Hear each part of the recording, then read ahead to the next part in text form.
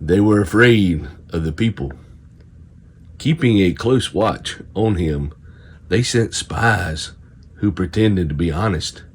They hoped to catch Jesus in something he said so they might hand him over to the power and authority of the governor. So the spies questioned him, "Teacher, we know that you speak and teach what is right, and that you do not show partiality, but teach the way of God in accordance with the truth. Is it right for us to pay taxes to Caesar or not?"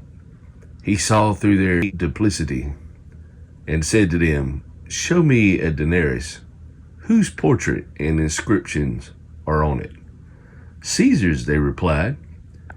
He said to them, "Then give to Caesar what is Caesar's, and to God what is God's." They were unable to trap him in what he had said there in public, and astonished by his answer, they became silent. Jesus answers the Sadducees. Some of the Sadducees, who say there is no resurrection, came to Jesus with a question.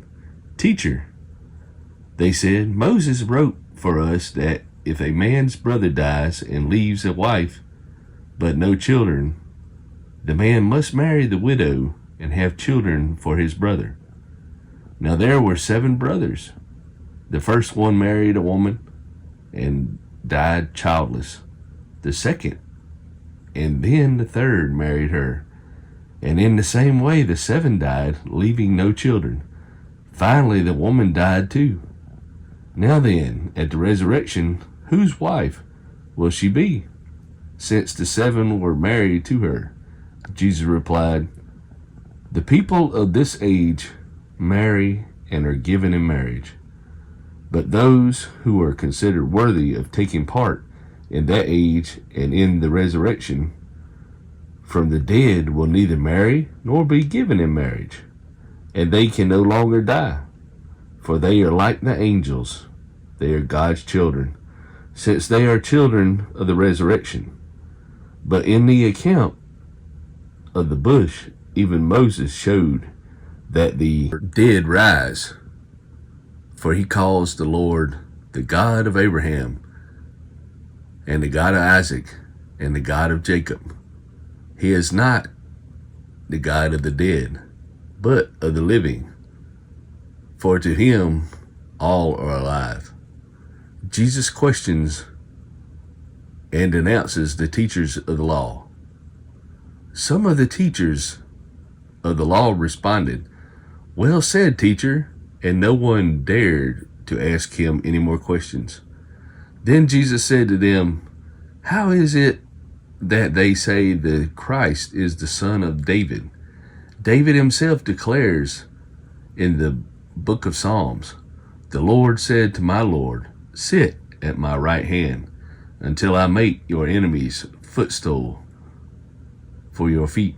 David calls him Lord. How then can he be his son?" While all the people were listening, Jesus said to his disciples, "Beware of the teachers of the law. They like to walk around in flowing robes and love to be greeted in the marketplaces and have the most important seats in the synagogues and the places of honor at banquets. They devour widows' houses, and for a show make lengthy prayers. Such men will be punished most severely." The widow's 2 coins offered. As he looked up, Jesus saw the rich putting their gifts into the temple treasury.